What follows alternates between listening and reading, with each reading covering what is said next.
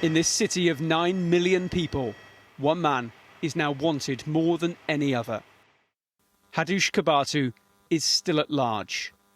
The asylum seeker, whose crimes provoked a wave of protests in Epping, disappeared after an inexplicable mistake at Chelmsford prison. He should have been transferred into custody, ready for deportation to Ethiopia.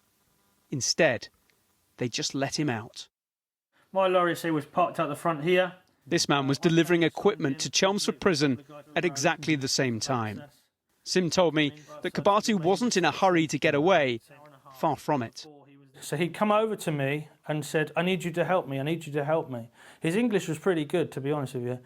He was basically asking me to help, and I said, I'm sorry, what can I do? You know, I don't know where to go, I don't know where to go. And I said, I don't know. I said, I'm just making a delivery here. And he said, I've been deported, I've been deported. So it wasn't a case of he's released and he's disappeared and run off. He was standing around the prison trying to work out where he needed to go for maybe an hour and a half, maybe a little bit longer. And this is what you had on the dashboard yesterday? This is from the prison? Eventually, he saw someone working at the prison who directed the offender away.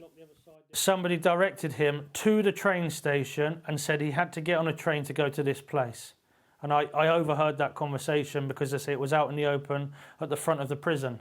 He was very confused, very, very confused. He kept scratching his head and saying, oh, where do I go? Where do I go? And I said, I don't know. I said, I'm just here to do a delivery. Essex police say he got on a train at Chelmsford railway station and it was heading for London at 12:41 on Friday afternoon. The Greater Anglia service stopped at Shenfield in Essex at 12:51 p.m. It then arrived at Stratford Station in East London at 1:12, and this is where the police say Kebatu got off. It's almost impossible to avoid the hundreds of CCTV cameras here, and by examining the footage, the police have been able to establish that he then took a number of other train journeys across London, and that he does have money with him. I'm also making a direct appeal to Mr. Kebatu himself. We want to locate you in a safe and controlled way. The best outcome for you is to make contact directly with us by either calling 999 or reporting yourself to a police station. Kebatu is not a typical fugitive looking to evade the police. They don't know what his intention is or how many people he knows in this city. But the public is urged to call 999 if they see him.